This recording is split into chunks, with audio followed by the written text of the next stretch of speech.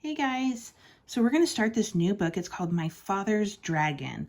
I have never read it before, so this will be the first time that I get to read it, and I get to read it with you guys, and I'm super excited. So let's get busy.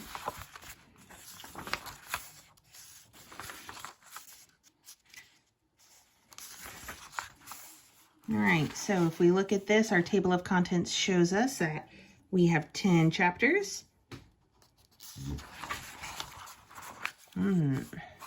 Has some maps in it. Looks kind of fun. All right. Chapter 1, My Father Meets the Cat. One cold, rainy day, when my father was a little boy, he met an old alley cat on his street. The cat was very drippy and uncomfortable, so my father said, "Wouldn't you like to come home with me?" This surprised the cat. She had never before met anyone who cared about old alley cats, but she said, I'd be very much obliged if I could sit by a warm furnace and perhaps have a saucer of milk. We have a very nice furnace to sit by, said my father, and I'm sure my mother has an extra saucer of milk.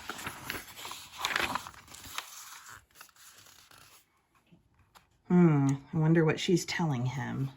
Let's see. My father and the cat became good friends, but my father's mother was very upset about the cat. She hated cats, particularly ugly old alley cats. "Elmer Elevator," she said to my father, "if you think I'm going to give that cat a saucer of milk, you're very wrong. Once you start feeding stray alley cats, you might as well expect to feed every stray in town, and I'm not going to do that." This made my father very sad, and he apologized to the cat because his mother had been so rude. He told the cat to stay anyway, and that somehow he would bring her a saucer of milk each day. My father fed the cat for 3 weeks. But one day his mother found the cat's saucer in the cellar, and she was extremely angry.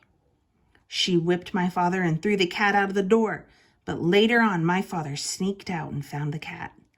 Together, they went for a walk in the park and tried to think of nice things to talk about. My father said, "When I grow up, I'm going to have an airplane. Wouldn't it be wonderful to fly just anywhere you might think of?" "Would you like to fly very, very much?" asked the cat. "I certainly would. I'd do anything if I could fly." "Well," said the cat, "if you'd really like to fly that much, I think I know of a sort of way you might get to fly while you're still a little boy." "You mean you know where I could get an airplane?" "Well, not exactly an airplane, but something even better. As you can see, I am an old cat now, but in my younger days, I was quite a traveler. My traveling days are over, but last spring I took just one more trip and sailed to the island of Tangerina. I don't know exactly. Stopping at the port of Cranberry. Well, it just so happened that I missed the boat, and while waiting for the next, I thought I'd look around a bit. I was particularly interested in a place called Wild Island, which we had passed on our way to Tangerina. Wild Island and Tangerina are joined together by a long string of rocks, but people never go to the Wild Island because it's mostly jungle and inhabited by very wild animals. So I decided to go across the rocks and explore it for myself. It certainly is an interesting place, but I saw something there that made me want to weep.